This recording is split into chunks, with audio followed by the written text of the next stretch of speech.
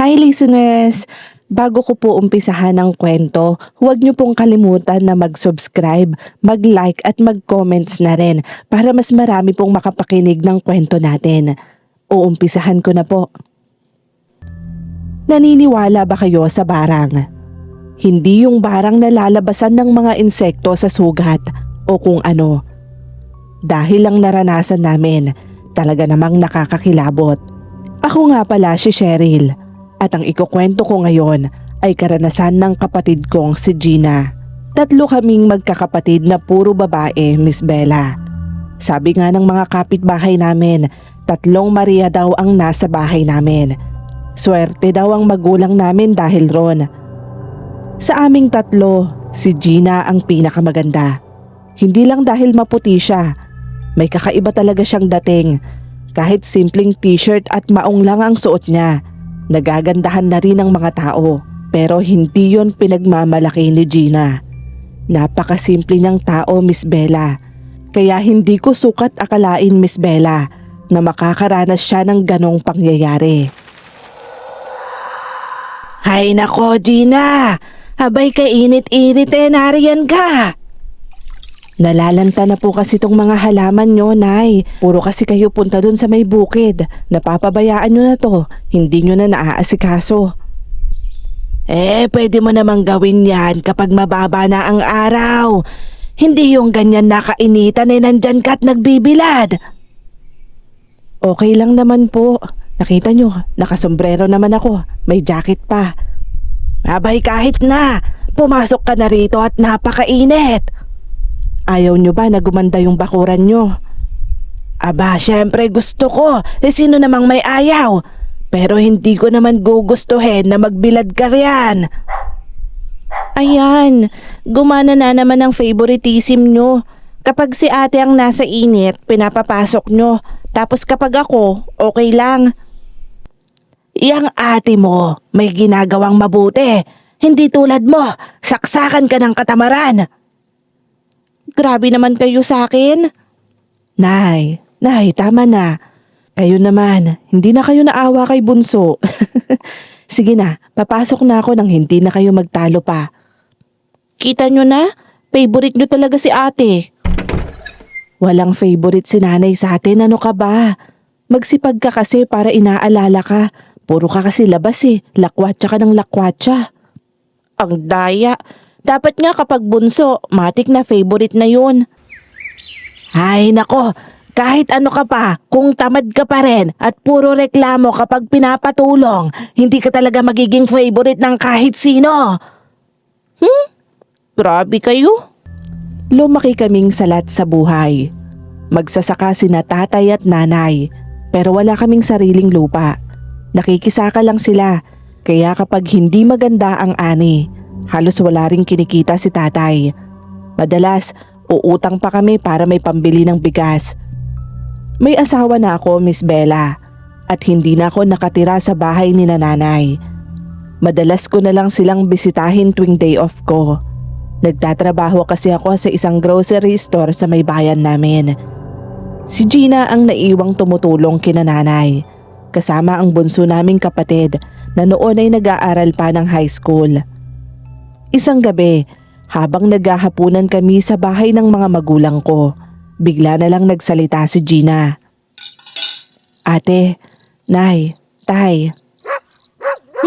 Ano? Bakit? May gusto sana akong sabihin sa inyo.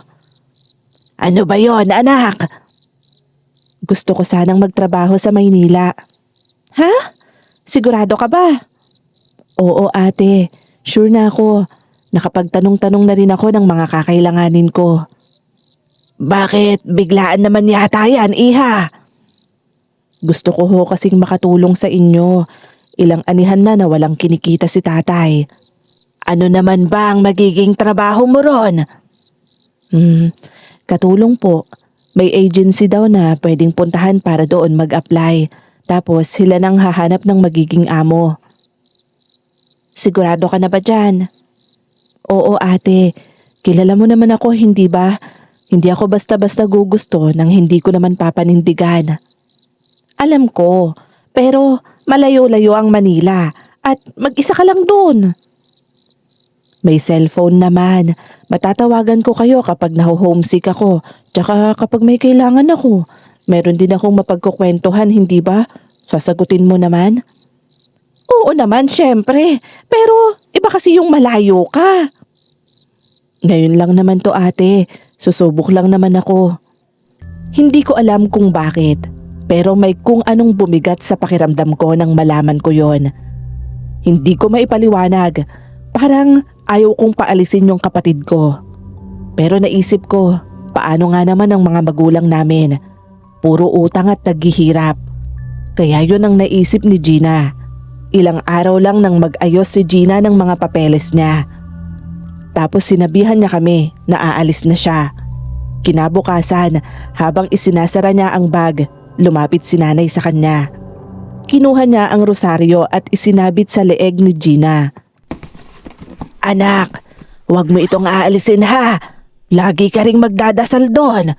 Opo, Nay. Huwag kayong mag-alala. Tandaan mo, malakas ang Panginoon natin sa kahit sino. Huwag kayong mag-alala. Tatandaan ko ho yan. Tatandaan ko lahat ng habilin niyo sa akin. Hindi lahat ng nakangiti sa harap mo, anak. Natutuwa talaga sa'yo. Abay, mas delikado pa ang mga taong may lihim na galit kaysa dun sa mga taong pinagsasabihan at sinasaktan ka ng harap-harapan. Nay naman, parang ang layo naman na ng narating ng isip nyo.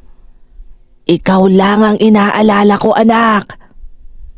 Wala pong mangyayari sa akin. Magtiwala po kayo. Tama naman siya, Nay.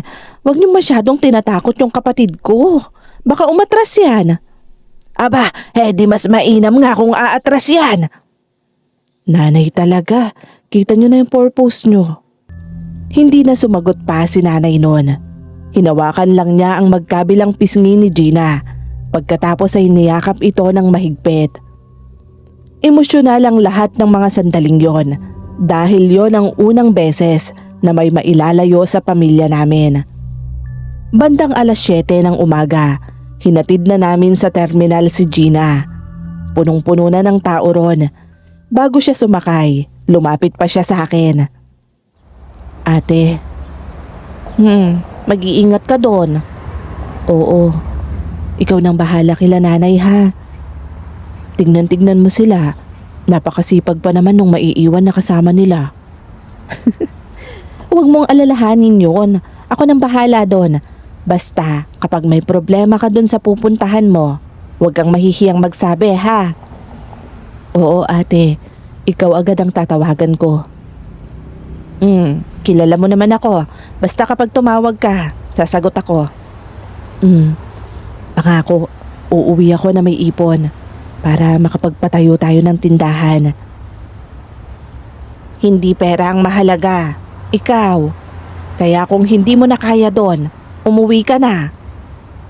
Oo ate, huwag kang mag-alala. Ako nang bahala. Kakayanin ko. Hindi ka rin bayani. Kaya huwag mong isipin na magiging pabigat ka kapag umuwi ka na. Alam ko ate. O paano, sasakay na ako ha. Baka maiwan pa ako Tsaka baka mawalan ako ng upuan. Sige, hihintayin namin ng kuya mo na makaalis yung sasakyan mo bago kami umuwi. Nandun lang kami, matatanaw mo. Salamat ate. Ingat kayo ni kuya pa uwi ha. Mag-iingat ka rin. Tumawag ka sa akin. Oo, sige. Habang papalayo ang sasakyan, hindi ko alam kung bakit hindi ako mapakali. Pakiramdam ko kasi may mali. Pero ayokong isipin pa yon dahil yon ang pamahiin sa amin. Huwag ko kontrahin ang pag-alis ng isang kapamilya dahil pwedeng may mangyari sa kanila. Kinagabihan, pagkatapos kong patulugin ang mga anak ko, biglang tumunog ang cellphone ko. Si Gina, kaya agad kong sinagot yon. Hello, Gina? Ate. Oh, kamusta? Nakarating ka na ba dyan? Oo ate. Kamusta naman dyan? Okay naman ba ang mga amo mo? Gina. Ate, kasi... Oh, bakit? May nangyari na kaagad? Ano, sinaktan ka ba dyan? Hindi ate. Okay ako dito. Pero may kakaiba kasi sa bahay na to. Anong ibig mong sabihin? Pagpasok ko pa lang dito sa loob ng bahay nila, bigla na lang nagtayuan yung balahibo ko. Baka naman nanibago ka lang dyan. Di ba? Karamihan naman sa mayayaman naka-aircon ng bahay. Baka kaya ka kinalabutan dahil doon sa lamig ng hangin dyan sa loob. Hindi ate. Para kasing may puwersa na ayaw akong papasukin sa bahay.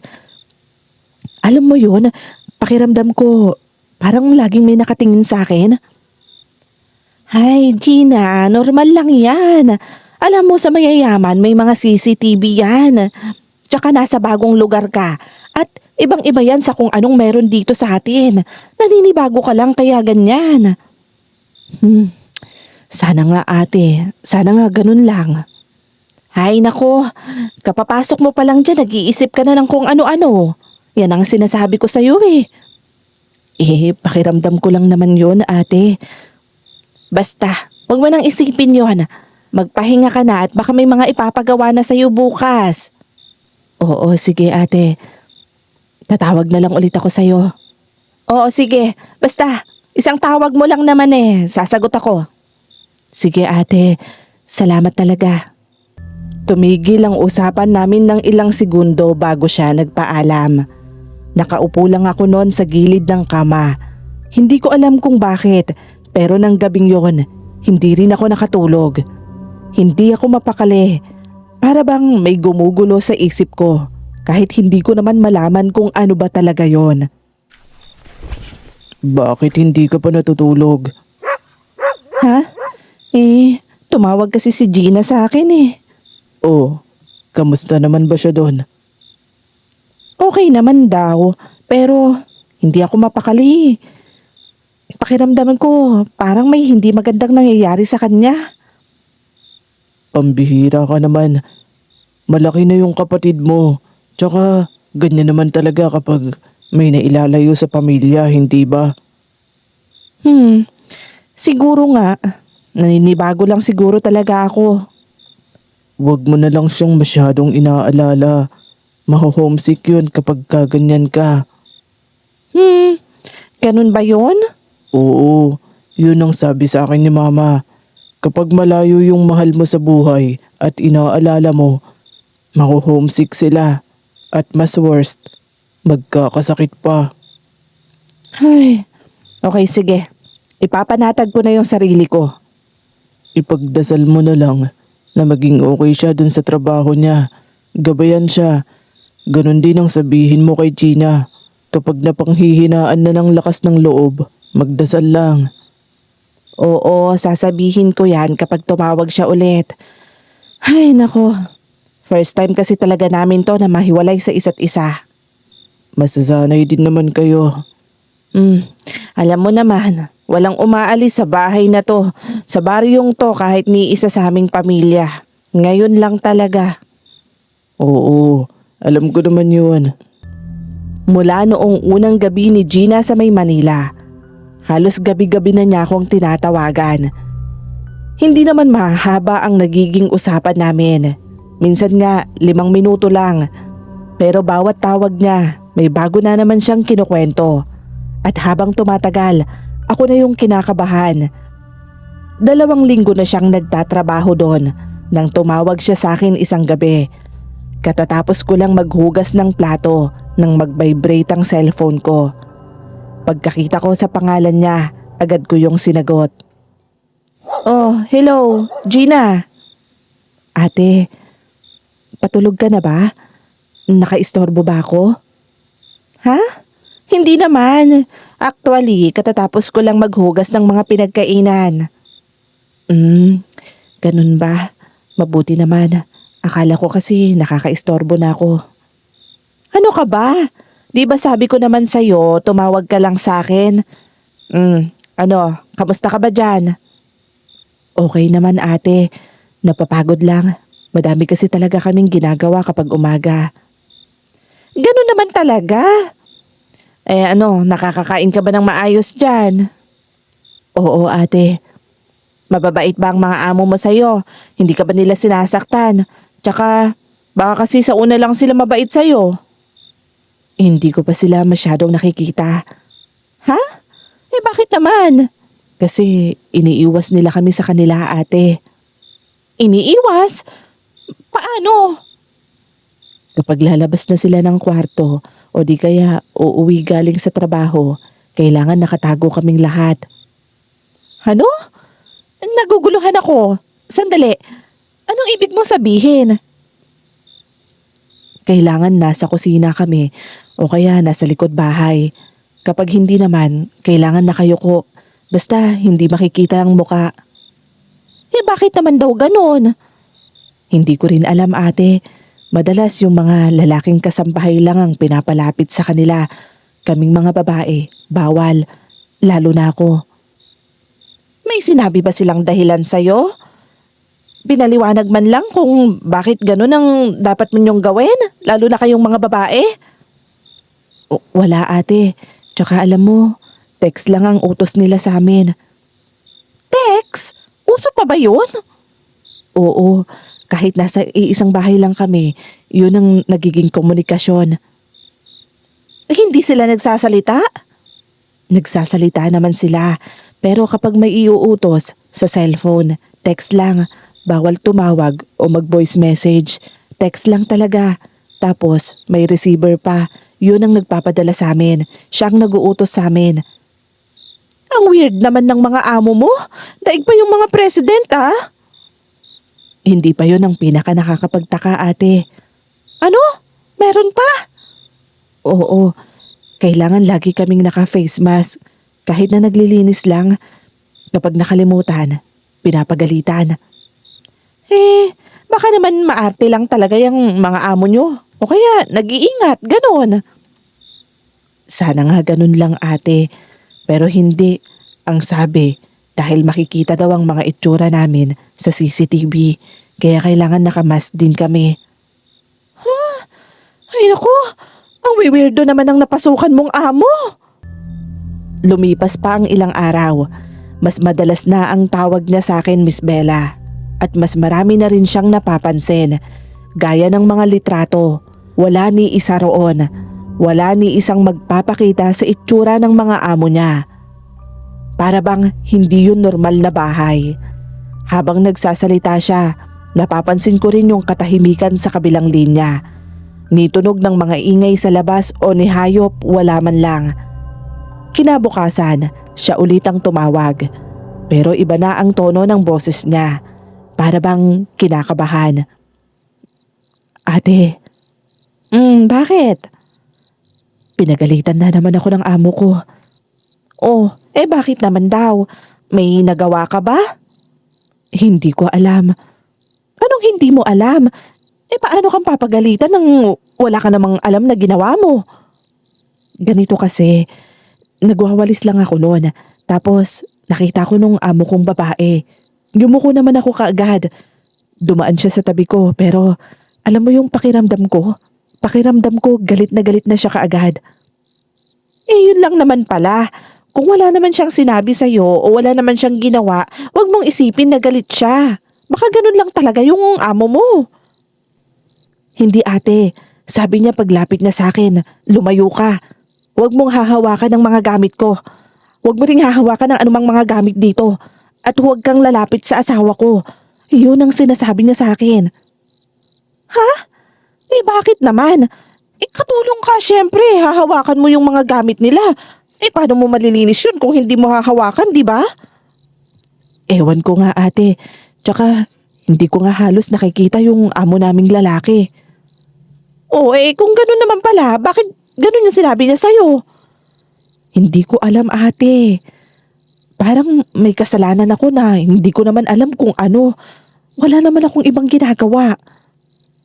Ay nako, hayaan mo na lang. Intindihin mo na lang at sundin para hindi ka mapag-initan ng amo mo. Ang weird talaga. Tsaka para hindi ka na rin mapahamak. Oo, ate. Dodoblehin ko na lang din yung pag-iwas ko. Dapat nga. Yun ang gawin mo. Ay, ewan ko. Hindi ko maintindihan yung amo mo sa totoo lang.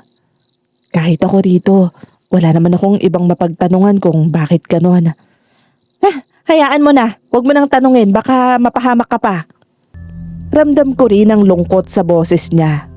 Si Gina kasi yung tipo ng tao na kahit pagalitan mo, pagsalitaan, hindi sasagot sa'yo.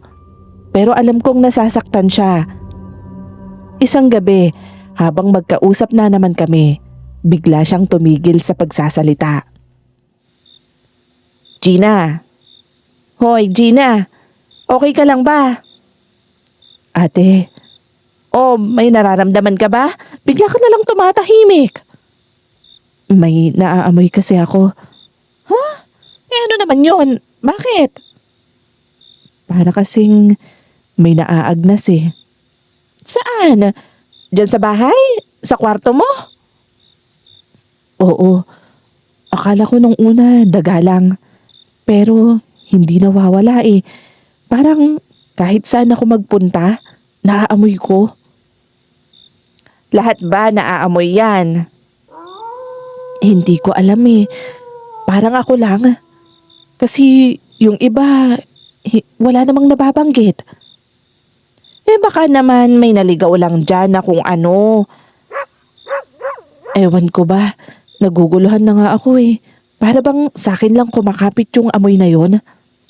Ano bang sinasabi mo? Walang ganyan. Hindi lang maalis yon sa pang-amoy mo kaya ka nagkakaganyan. Tsaka napaka-sensitive ng ilong mo. Oo, alam ko yon. Pero hindi ko talaga mapaliwanag ate. Para bang sinusundan ako? Hindi ko na nga alam eh. Hay nako, matulog ka na lang at huwag mong isipin yon. Baka napapagod ka lang ng masyado kaya kung ano-anong naaamoy mo. Oo nga, siguro, baka nga. Sige ate. Huwag ka nang mag-isip ng kung ano ha. Matulog ka, magdasal ka. Oo, sige ate. Naramdaman ko ring kinilabutan ako. Hindi dahil sa mga sinabi niya, kundi dahil napapansin ko nagsisimula ng magbago ang paraan ng pagsasalita ng kapatid ko, Miss Bella. Noong una, kinukwento lang niya ang mga nangyayari. Ngayon, parang siya mismo, hindi na sigurado kung alin ang totoo. Lumipas pa ang ilang araw. Habang patapos ang usapan namin isang gabi, may bigla na lang siyang sinabi. Ate, sa tingin mo ba, may taong nagagalit kahit wala ka namang ginagawa? Bakit mo naman naitanong yan? Wala naman. Naisip ko lang. Gina, magsabi ka ng totoo sa akin. May ginawa ba sila sa'yo dyan? Sinaktan ka ba? Wala ate. Yung mga katrabaho mo ba? Pinagkakaisahan ka ba nila dyan? Sabihin mo sa akin, yung amo mo. Sinasaktan ka ba? O may ginawa na naman sa'yo? Ano ba yan? Bakit napapataas ang boses mo? Eto kasing si Gina eh. May bigla na lang sinasabi. Gina, wag mong pinag-aalala ang ate mo. Buntis pa naman yan. Wag mong takutin. Ah, ganun ba? Matutulog na muna ako. Tatawag na lang ako bukas ate. Pasensya na. Gina, sandali. Good night ate. Hay, pinatay na yung tawag. Nahiya yata sa'yo eh. Ikaw kasi, sinabi mo pang buntis ako. Hindi mo na lang sana siya kinausap. Ano ka ba? Panigurado ako. May hindi lang nakasundo yung kapatid mo kaya nagkakaganyan. Magiging okay din ang lahat. Sana nga. Sana okay lang talaga siya. Huwag mong masyadong isipin. Kilala mo naman yang si Gina. Oo na. Ay, ikaw ka talaga. Pinangunahan mo na naman ako sa kapatid ko. Pinangunahan mo na nga ako kila nanay eh. Tapos pati sa kanya, ikaw pa rin yung nagsabi. Para ka namang bago sa pagbubuntis. Hayaan mo na, nasabi ko na eh. Pagkalipas ng halos isang buwan mula nang umalis si Gina, napansin kong nagbabago na talaga siya. Habang tumatagal, parang ibang tao na ang kausap ko. Isang gabi, habang isinasampay ko ang mga bagong lamang damit, tumawag siya Agad ko yung sinagot nang makita kong siya ang tumatawag. Oh, Gina. Ate. May kailangan ka ba? Hindi. Wala. Kumain ka na. Gina. Busog ako. Mabuti naman pala. Bakit ka pala napatawag? Wala na ba kayong trabaho? Hindi pa ako kumakain. Ha? Sabi mo busog ka? Oo, busog ako. Pero hindi pa ako kumakain. Ano?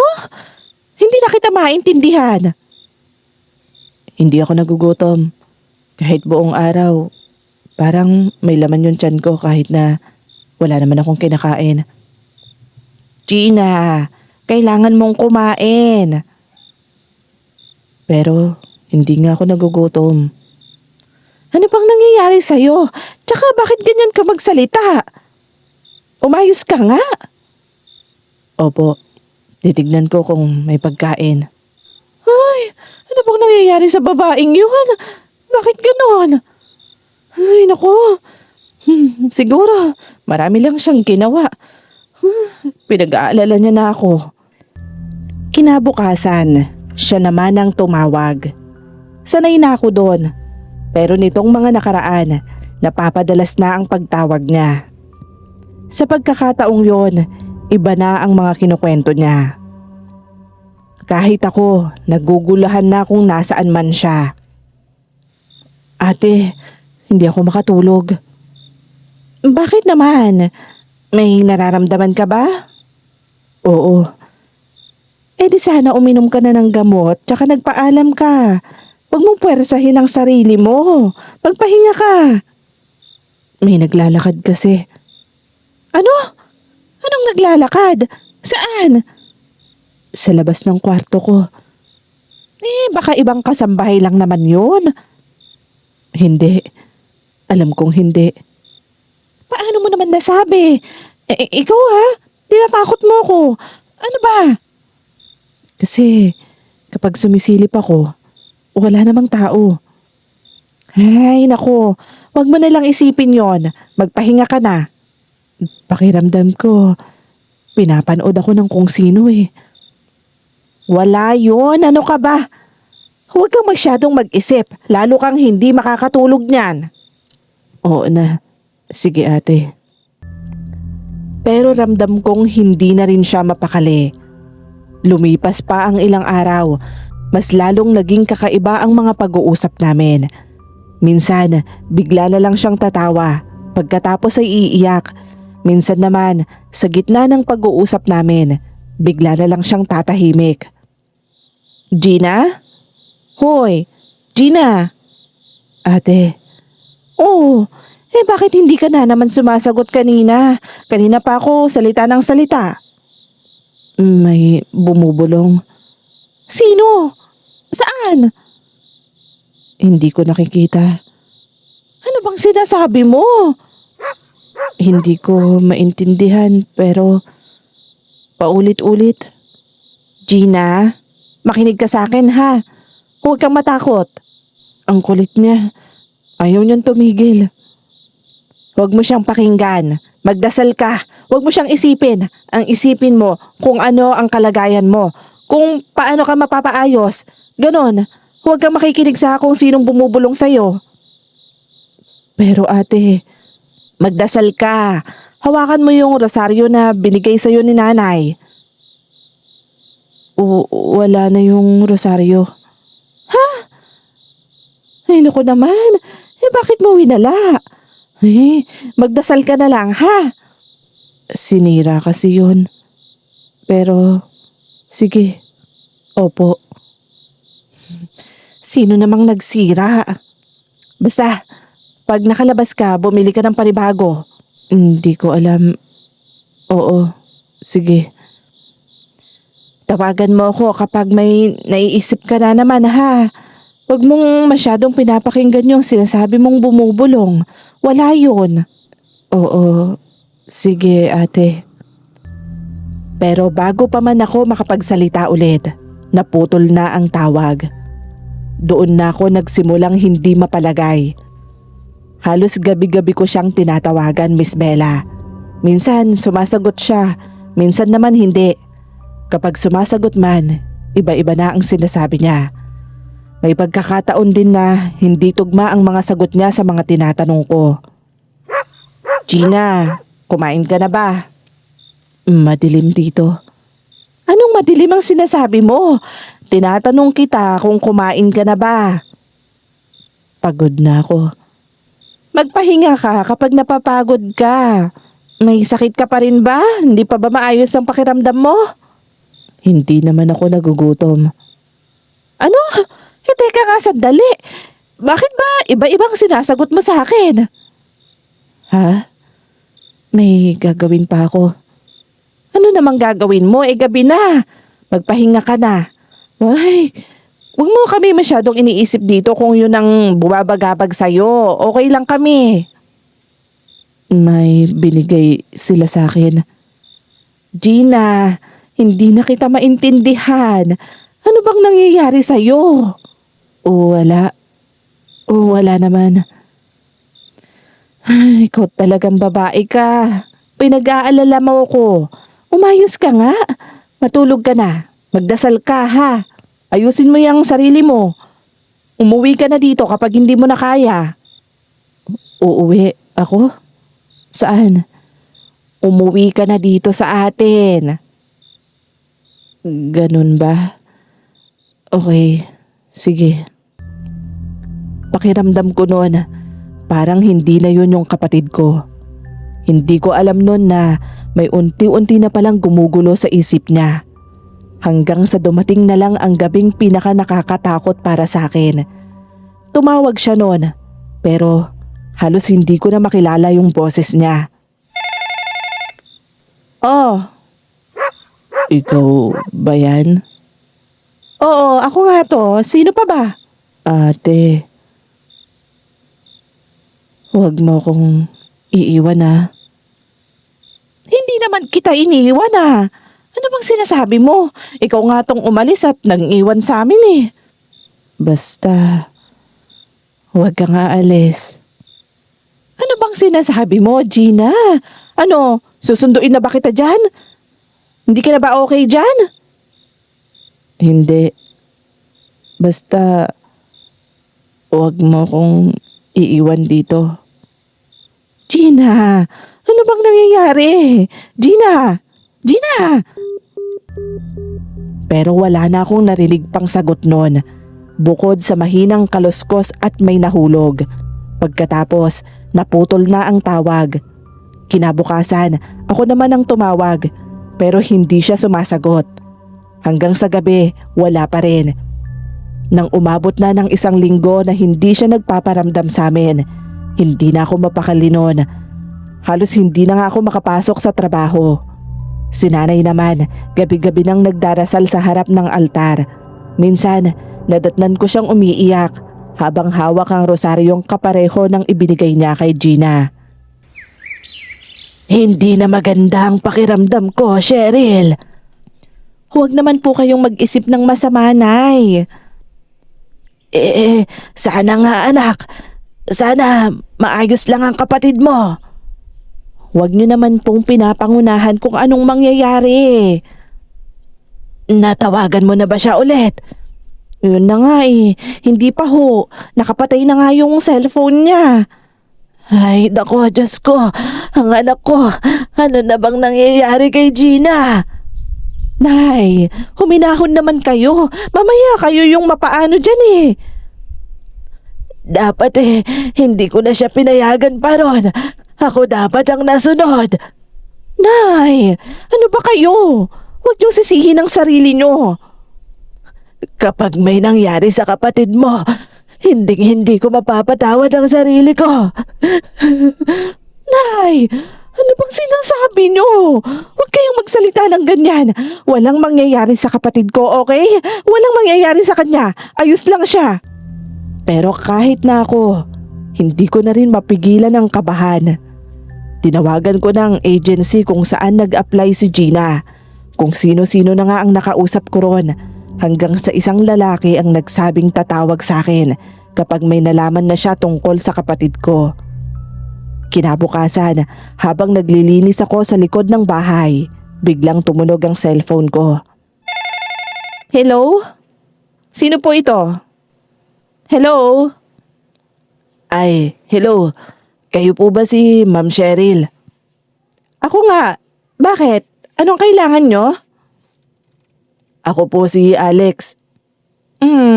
Bakit po? Nakita na ho namin yung kapatid nyo. Ha? Talaga ba? Nasaan siya? Okay naman ba siya? Nasa terminal na po. Terminal? Saan? Opo. Terminal ho, papunta riyan. Pakisundo na lang ho siya ron. Bakit? May nangyari ba sa kapatid ko? Ma'am, mas mabuti po na kayo na lang ang makakita sa kanya. Teka, sandali. Bakit hindi dyan sa agency nyo dinala? Ayaw niya ho kasing sumama. Huwag ho kayong mag-alala. May kasama naman siya ron. Kaya puntahan nyo na lang ho. Ayaw niyang sumama? Bakit naman ganon? May nangyari ba sa kanya? Kayo na lang po ang tumingin. Mas maganda ho na makita nyo na lang ho siya. Pinapakaba mo naman ako. Sige na. Salamat. Halos hindi ko na nga maalala kung paano ko nakarating sa terminal. Pagdating ko ron, nakita ko kaagad si Gina. Nakaupo siya sa upuang bakal. Yakap ang maliit niyang bag. Parang binuhusan ako ng malamig na tubig noon. Hindi na yun yung itsura ng kapatid kong hinatid namin 1 buwan lang ang nakalipas. Lubog na ang mga mata at nangingitim pa ang paligid. Namumutla rin, payat na payat at nanginginig ang buong katawan. Nang makita niya ako, bigla siyang napaiyak na parang bata. Niyakap niya ako. Sa yakap pa lang na yon, ramdam ko na ang matinding takot na daladala niya pa uwi. Ate. Shh, andito na ako. Uuwi na tayo. Natatakot ako. Uuwi na tayo. Huwag ka nang matakot. Susundan nila ako. Walang susunod. Okay ka na. Kasama mo na ako. Huwag ka na matakot, ha? Ayaw niya sa akin. Sino? Sinong may ayaw sa'yo? Siya. Ayaw niya sa akin. Ano bang sinasabi mo? Walang may ayaw sa'yo. Okay? Uuwi na tayo. Nag-aalala na sila nanay sa'yo. Ano bang nangyari sa'yong babae ka? Hindi ako makakatakas sa kanya. Tama na. Huwag mo nang isipin yan. Maayos na. Nandito ka na ulit. Makakasama ka na namin. Wala nang mangyayari sa'yo. Wala na, okay? Mahigit 2 oras din ang biyahe pa uwi sa amin. Sa buong oras na yon, hindi nagsasalita si Gina. Nakaupo lang siya at nakatitig sa labas. Paminsan-minsan, nagugulat siya na para bang may nakita sa labas. Pero pagtingin ko naman, puro puno at mga bahay lang ang nadaraanan namin. Gina, nagugutom ka ba? Umiling lang siya noon. Nauuhaw? O may gusto kang kainin? Sabihin mo lang sa akin, hihinto tayo para bumili. Akong bahala, huwag kang mahihiya. Pero wala pa rin siyang sagot. Maya-maya, naramdaman ko ang bahagyang pagkapit niya sa braso ko. Kaya agad akong napatingin sa kanya. Nakatingin lang naman siya sa labas. Pero yung kamay niya nanginginig sa may braso ko. Pahigpit ng pahigpit yung kapit niya ron. Kaya maging ako kinakabahan na. Ate. Ano? Bakit? Huwag mo akong bibitawan, ha? Hindi. Hindi kita iiwan. Nandito lang ako. Natatakot kasi ako. Ano ka ba? Huwag kang matakot. Hindi kita iiwan. Hindi ako aalis sa tabi mo. Susundan niya ako. Yun ang sabi niya sa akin. Walang susunod sa'yo. Kapag may sumunod, ako nang bahala sa kanya. Akong makakatapat niya. Pero hindi mo kaya yun. Wala akong hindi kakayanin. Ano ka ba? Tsaka kasama naman natin ang Diyos. Hindi niya tayo pababayaan. Hindi. Hindi. Anong hindi? Ano ka ba? Ano bang nangyayari sa'yo? Ay, tatagan mo ang loob mo. Ha? Magdasal ka. Ate, hindi. Hindi mo siya kaya. Sinabi na nga eh. Tumigil ka na hanggang sa makauwi tayo. Sige na. Ha? Hindi kita iiwan. Nandito lang ako sa tabi mo. Huwag kang matakot. Hindi na siya nagsalita. Pero hindi rin niya binitawan ang braso ko hanggang sa makarating na kami sa sakayan papunta sa may baryo namin. Pagdating namin sa bahay ni nanay, agad kaming sinalubong ng bunso naming kapatid. Lalapit sana to para yakapin si Gina pero bigla tong natigilan.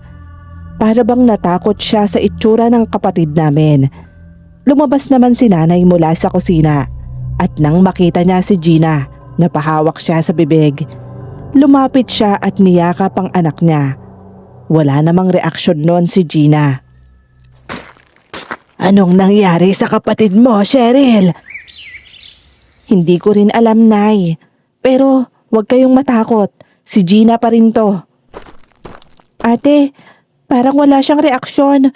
Okay lang ba talaga si Ate Gina? Okay lang siya. Tulungan mo na lang ako dito sa mga gamit niya. Sige na. Ano ba yan? Ang bigat naman nito. Ay, naku. Ang dami mo pa rin talagang reklamo. Gina, kilala mo ba ako, anak? Nakikilala mo ba si nanay? Nay, ano bang tinatanong niyo sa kanya? Malamang kilala kayo niyan.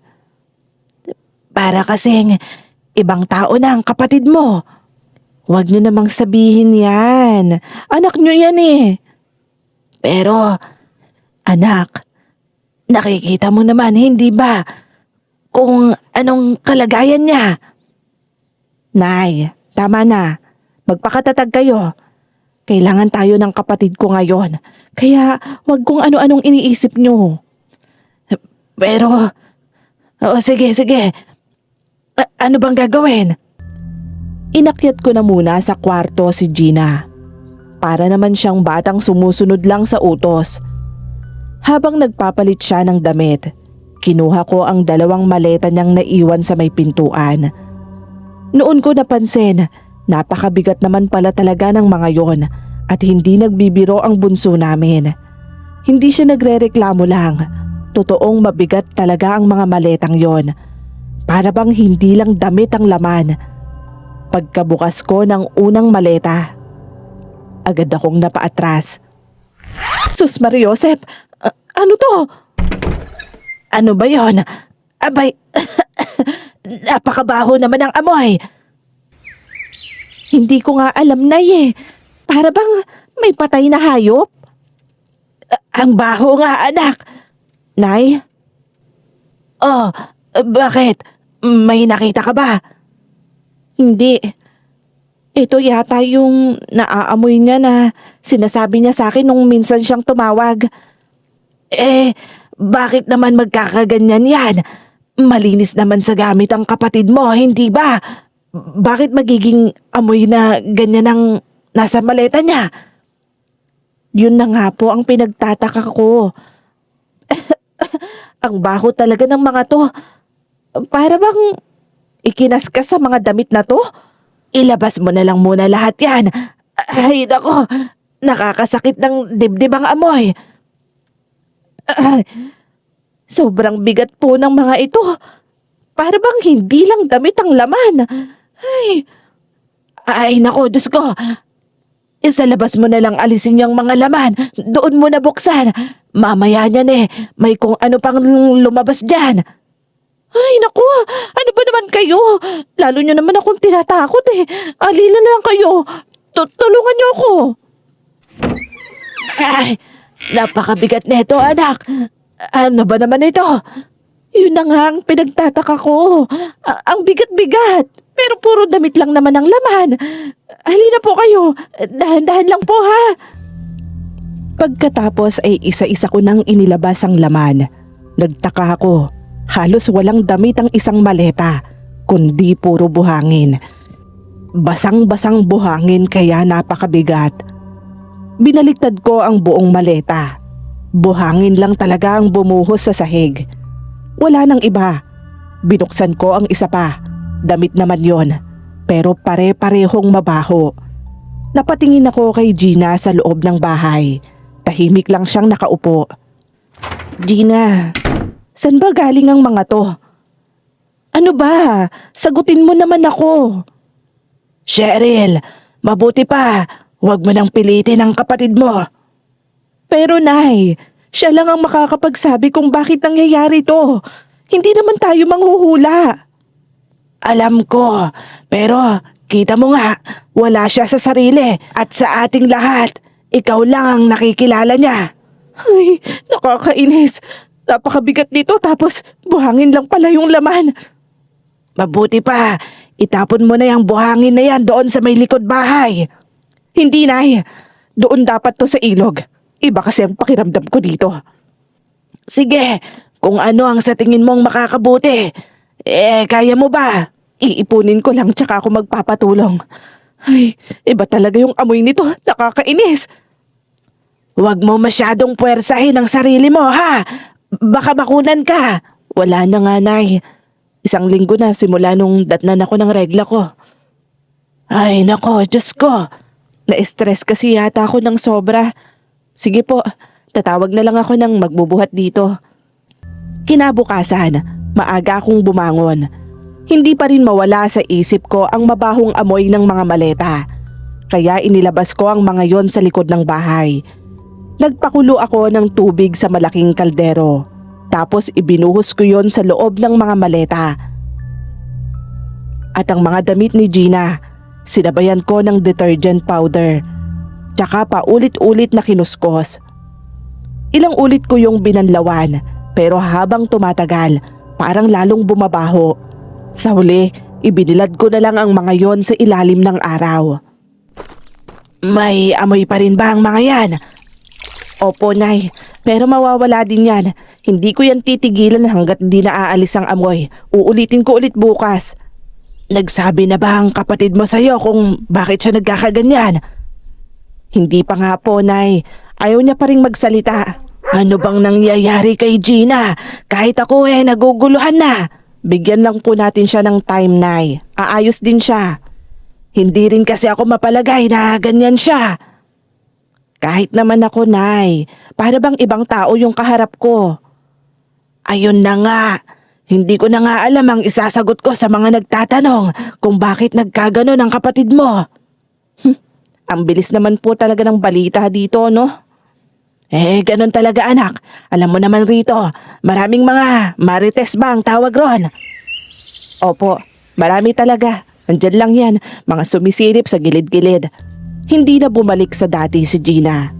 Kahit nasa bahay na siya, madalas siyang nakatulala. Kapag tinatawag mo, hindi sumasagot. Kapag kakain naman, 2 subo lang tapos aayaw na. Ang pinakamasakit na makita para sa amin, yung lagi siyang natatakot. Kapag may biglang kaluskos, nagugulat talaga siya. Kapag may kumakatok naman sa may pintuan, nanginginig siya. Nang gabing yon, hindi niya ako pinayagang umuwi sa bahay namin. Ate, huwag ka munang uuwi. Bakit? May kailangan ka pa sa akin? Ayokong mag-isa dito. Sige na, samahan mo na yung kapatid mo. Kami nang bahala sa mga anak mo ngayong gabi. Ay, okay, sige po. Sabihan niyo na lang po ang asawa ko, ha? Oo, alam ko namang naiintindihan ka niya. Alam naman niya ang kalagayan ng kapatid mo. Huwag kang aalis. Dito ka lang.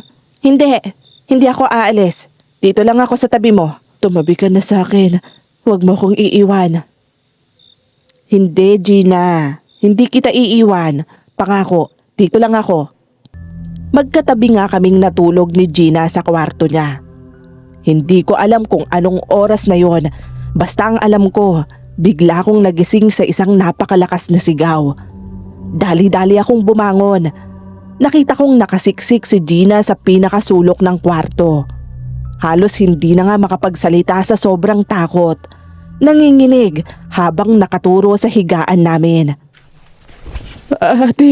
Ate, doon. Ha? Ano bang meron? Wala namang kahit ano dito. Basta, nandyan lang. Sandali. O, ayan. O, pinagpag ko na yung kumot ha. Wala naman. Meron. Nararamdaman ko sila. Meron. Gina, wala namang kahit ano. Tignan mo dito sa una, no? Wala rin naman. Nandyan lang sila. Nandyan sila. Gina, ano ka ba? Walang... anong mga to? Hindi ko na naituloy ang sasabihin ko noon. Dahil nang inangat ko na ang foam, may gumagalaw. Napakaraming mapuputing uod ang nagsilabasan sa ilalim ng higaan namin. Kumpol-kumpol silang gumagapang, paikot-ikot, at ang mas nakakapangilabot, nasa mismong bahagi lang sila ng higaan kung saan natutulog si Gina. Nagsimula na ring lumabas ang malalaking ipis sa gilid ng kahoy na kama. Para bang meron silang pinanggagalingan sa ilalim ng sahig. Mula sa likuran ko, narinig ko ang nanginginig na boses ni Gina. Ate, huwag mo silang lalapitan. Ano? Hindi pwede. Kukuha ko ng papel, susunugin ko sila. Ayan, ano ba? Huwag kayong lalapit. Ang baho ng amoy. Ate, anong meron dito? Ano yan? Bunso, kumuha ka ng papel at posporo. Bakit? Basta dalian mo na, huwag ka nang magtanong. Gawin mo na lang kung anong sinasabi ko. Oo, sige. Teka lang, sandali. Ano bang mga to? Saan ba kayo nanggagaling, ha? Huwag mo silang gagalawin, ate. Lalo silang magagalit. Hindi pwede. Akong bahala sa kanila. Hindi pa man ako nakakakilos. Bigla na naman siyang napasigaw. Paglingon ko sa kanya, para bang tumigil ang mundo ko. May mga puting uod na nalalaglag mula sa laylayan ng damit niya. Meron din sa may bubong. Kasabay ng paglaglag ng mga ito, nagsisiliparan naman ang maliliit na langaw at nagsisigapang ang ilang ipis papunta sa direksyon niya. Si Gina ang sinusundan nila. Doon ko naramdaman ang takot na hindi ko kailanman malilimutan, Miss Bella. Hindi na ako nag-isip pa noon. Mabilis kong hinila si Gina at niyakap siya. Tayo na! Tayo! Saan tayo pupunta, ate? Basta tumayo ka na, bilisan mo! Ha? Dalian mo na, lakad na! Ate, magmadali ka na, dalian mo na, lumakad ka na, ano ba, Gina? Halos kaladkarin ko na siya pababa ng hagdan. Kasunod namin ang sigaw ng bunso naming kapatid at ang nag-aalalang boses ni nanay. Pagdating namin sa sala, akala ko tapos na ang lahat. Akala ko ligtas na kami. Pero hindi. Pagdating ko sa may hagdan, unti-unti ring bumaba ang mga uod. Kasunod ang mga ipis. Hinahabol nila ang kapatid ko. Pagkakita ko sa mga uod na unti-unting bumababa sa bawat baitang ng hagdan, para akong napako sa kinatatayuan ko noon. Hindi ko maintindihan ang nakikita ko. Sa buong buhay ko, hindi pa ako nakakita ng ganun karaming insekto na nasa iisang direksyon lang. Papunta lahat yon kay Gina. Hindi ko na napigilan at niyakap ko siya ng mahigpit. Huwag mo akong pababayaan, ate. Natatakot ako. Hindi. Kasama mo na ako. Kasama mo kami. Natatakot ako. Kukunin nila ako. Walang kukuha sa'yo. Wala. Hanggat nandito ako, hindi ka nila makukuha. Ate. Nandito kami. Hindi ka namin iiwan. Cheryl, eto. Ibigay mo to kay Gina. Lumabas si nanay noon mula sa may kusina. May hawak siyang maliit na rosaryo, yung matagal nang nakasabit sa altar namin. Hindi na siya nagtanong kung ano ang nangyayari. Kitang-kita na niya. Lumapit siya sa amin at inabot ang rosaryo. Dali-dali ko namang inabot yon kay Gina. Anak, sige na. Hawakan mo na yan. Sige na, Gina. Hawakan mo lang. Ate, naririnig niyo yun? Yung mga aso. Nako, Diyos ko. Ano ba ito? Ate, bakit ganon? Hindi ko rin alam. Yakapin niyo si Gina. Magyakap-yakap tayo. Manalangin na rin tayo. Ama naming nasa langit, huwag mo po kaming pababayaan. Alisin niyo po ang anumang masasamang espiritu na gumugulo sa amin, sa kapatid namin. Huwag niyo ho kaming hayaang lamunin ng takot. Kayo ho ang kasangga at Diyos naming lahat. Amen. Amen. Kasabay no ng mahihinang panalangin ni nanay. Lumipas ang ilang minuto, unti-unting humina ang alulong ng mga aso. Huminto ang mga uod sa paggapang. Ang mga ipis na kanina'y nagsisiksikan sa hagdan, isa-isang nagwatak-watak at nagsipagtago sa siwang ng mga dingding. Doon na ako mas lalong kinilabutan, Miss Bella. Anong nangyari, ate? Hawakan mo lang yang rosaryo, Gina. Huwag mong bibitawan. Diyos na ang kumilos para sa atin. Ate, baka bumalik ang mga yun. Dito na lang tayo matulog sa sala. Tabi-tabi na lang tayong lahat nila, nanay. Natatakot ako eh. Oo, sige. Dito na lang tayo. Magkakasama tayo para mapakiramdaman natin ang isa't isa. Pero wala nang nakatulog sa amin ng gabing yon. Ayaw na naming umakyat pa sa kwarto. Si Gina nakaupo lang. Mahigpit pa ring hawak ang rosaryo. Bandang madaling araw, napansin kong bahagya ng humupa ang panginginig niya. Pero nanatiling blanko ang tingin niya. Kaya naman kinausap ko na siya at hinayaang matulog kahit na sandali lang. Noong sumikat na ang araw, tsaka lang ako nakapagdesisyon. Hindi na namin pwedeng hintayin pang lumala ang kalagayan ng kapatid namin. Kaya naman lumapit na ako kay nanay. Nay, kailangan nating umalis. Ha? Ano? Bakit? Kailangan na nating ipunta si Gina. Ipunta? Saan naman, anak? Sa albularyo. Kung saan siya matutulungan, doon natin siya dalhin. Hindi na natin pwedeng hayaan na lumala pa to. Oo, sige. Sasama ko. Ihahanda ko na si Gina. Ihanda niyo ang mga gamit namin. Oo. Sige, anak. Hindi na ako nag-aksaya ng oras. Tinulungan ko nang makatayo si Gina. Tahimik lang siyang sumunod. Habang naglalakad kami palabas ng bahay, hindi ko maiwasang lingunin ng hagdan. Malinis na yon. Wala nang kahit isang uod. Wala ring ipis.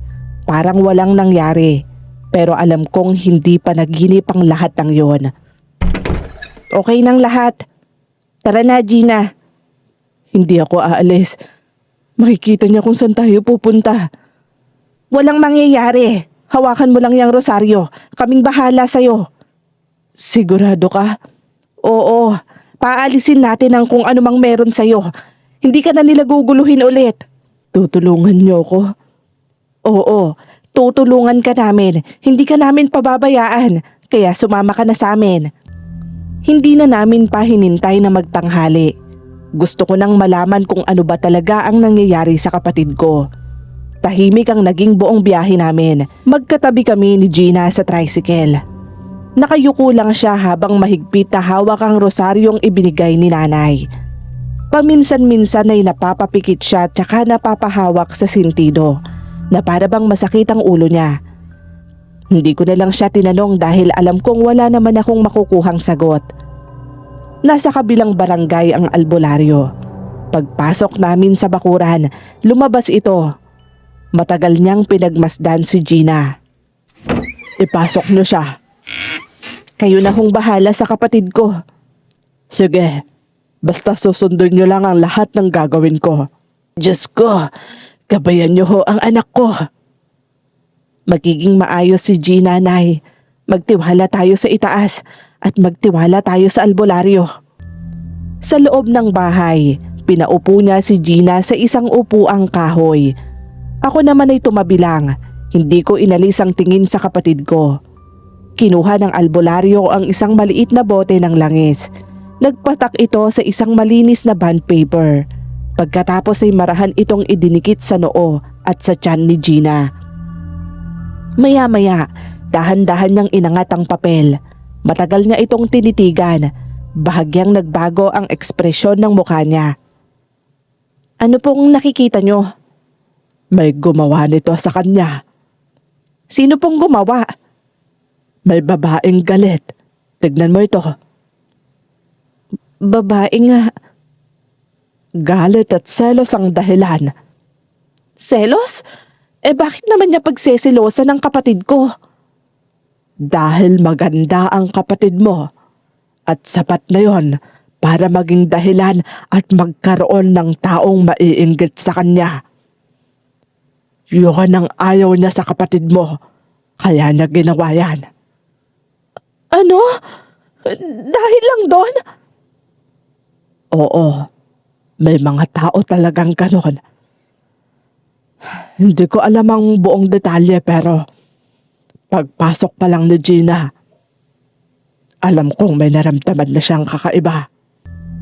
Parang bumalik sa isip ko ang lahat ng kinukwento ni Gina sa akin tungkol sa amo niyang babae. Napatigil ako sa pag-iisip. Tumayo ang albularyo noon at kumuha ng isang mahabang buntot ng pagi. Inabot niya yon kay Gina, pagkatapos ay muli niyang pinahiran ng langis sa noo, batok at magkabilang palad. Habang ginagawa niya yon, mahina siyang nagdarasal. Hindi ko man maintindihan ang bawat salitang sinasabi niya. Ramdam kong taimtim naman ang panalangin na yon.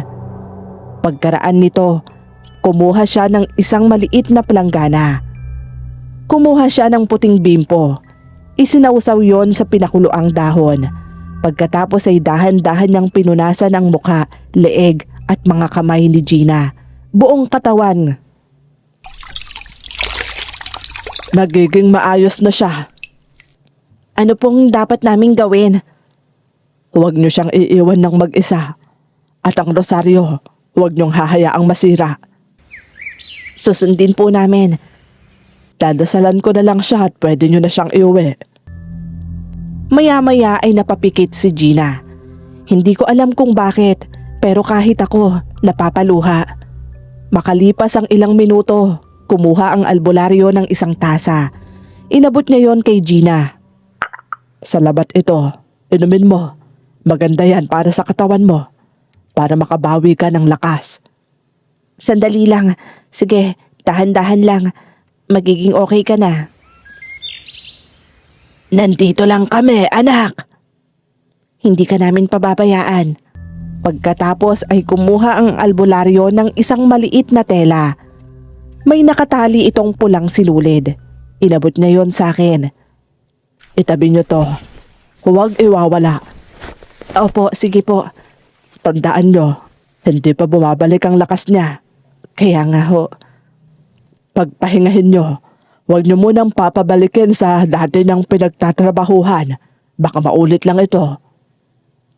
Opo, makakaasa po kayo. Maraming salamat po. Paglabas namin ng bahay ng albularyo, iba pa rin si Gina. Tahimik pa rin siya. Hindi pa rin niya ako kinakausap. Pero may isang bagay akong napansin. Noong papunta kami ron, halos kailangan ko siyang alalayan sa bawat hakbang. Ngayon, siya na mismo ang naglalakad ng mag-isa. 3 araw matapos naming maiuwi si Gina mula sa albularyo. Tsaka ko lang napansin ang pagbabago sa kanya. Mahimbing na ang pagtulog niya. At isang hapon, siya na mismo ang kumausap sa akin. Ate? May naaalala na ako. Anong naaalala mo? May pinainom sa akin. Ano? Pinainom? Oo. Tsaka, parang herbal tea lang. Sabi ng amo ko, pampalakas daw yon. Kaya hindi na ako tumanggi kasi halos lahat kami pagod na pagod nun. Pero pagkatapos nun, hindi na ako makatulog. Parang kapag pumipikit ako, may bumubulong. Pagkaraan ng ilang araw, hindi na ako nagugutom. Kahit hindi ako kumakain. Doon na nagsimula yung lahat. Natatakot na ako noon. Hindi ko na rin maintindihan yung sarili ko. Huwag kang mag-alala. Nandito na kami at hindi ka na babalik doon. Tsaka may binigay pa siya sa akin. Ano? Binigay? Sino? Yung amo ko ring babae. Ano naman yon? Isang itim na balabal. Ang sabi niya sa akin, isuot ko yon. Sinunod ko naman. Pero nung gabing sinuot ko yon, pakiramdam ko, hindi na ako nag-iisa sa kwarto. May nakikita ka bang kakaiba? Wala naman. Pero alam kong may nakatingin. Lagi akong nilalamig nun. Kapag matutulog na ako, pakiramdam ko may nakatayo na sa paanan ko. Hanggang sa hindi ko na nga alam kung alin ang panaginip at alin ang totoo. Lumipas pa ang 2 araw at mas nagiging malinaw na ang lahat sa alaala ni Gina. Doon na niya sinabi ang pinakamatinding bahagi ng karanasan niya. Ate, ano yon? Alam mo ba, minsan gusto ko nang umuwi. Oh, bakit hindi ka umuwi ka agad? May napapansin ka ng kakaiba noon. Sa tuwing mag-iimpake kasi ako, bigla akong nakakalimutan ng lahat. Para bang may pumipigil sa akin. Nakatingin lang ako sa maleta ko tapos hindi ko na maalala kung bakit ko yun binuksan. Ay, nako. Wag mo nang isipin yun ha. Tapos na yun. Wala na. Hindi ka na babalik pa doon. Dito ka na lang. Ngayon nagiging malinaw na sa akin ang lahat. Alam ko. Kaya sana maging aral to sa lahat. Sa ating lahat. Oo ate. Hindi ko na napigilan ang pagluha noon, Miss Bella. Kaya pala parang nawawala na siya sa sarili sa tuwing nakakausap ko siya. Yun na pala ang umpisa. Makalipas ang halos 2 linggo, bumalik na ang dating sigla ni Gina. Nilabas na niya ang naipon niya para ipuhunan sa tindahan na pangarap niya noon pa man. Hindi naman na nag-aksaya ng panahon ng tatay namin. Gumawa siya ng maliit na kubo gamit ang mga kawayan. Nilagyan niya yon ng mga estante. Hindi na muling bumalik pa ang bangungot ni Gina. Wala na ring naulit na mga uod at mga ipis. At ang mga gabing punong-puno ng takot, unti-unti na niyang nakakalimutan. Sa paglipas ng mga taon, lumago ang maliit na tindahan ni Gina at nagkaroon na rin siya ng sariling pamilya. Hanggang sa ngayon, Miss Bella, nasa kanya pa rin yung maliit na pangontrang ibinigay ng albularyo. Hindi niya yun inaalis at lagi ko yung ipinapaalala sa kanya dahil maging ako, takot nang maulit-ulit yon. Totoo ngang sa buhay, hindi lahat ng panganib ay madaling makita. Kaya mahalagang maging maingat sa mga taong nakakasalamuha natin. Huwag tayong matakot na humingi ng tulong. At lagi din nating tatandaan na ang pagmamahal at suporta ng pamilya ang nagbibigay ng lakas sa pinakamahihirap na pagsubok. Sila ang una nating lalapitan. Ano man ang pagdaanan natin, laging may pag-asa para makabangon at para magsimula muli. Sabi nga nila, kapag may nawawala, may dumadating. Kapag may natatapos, may nagsisimula. Hanggang dito na lang po. Maraming salamat po sa pakikinig nyo. Huwag nyo pong kalimutan na mag-like and comment. Magre-reply po ako. Hanggang sa susunod po. See you!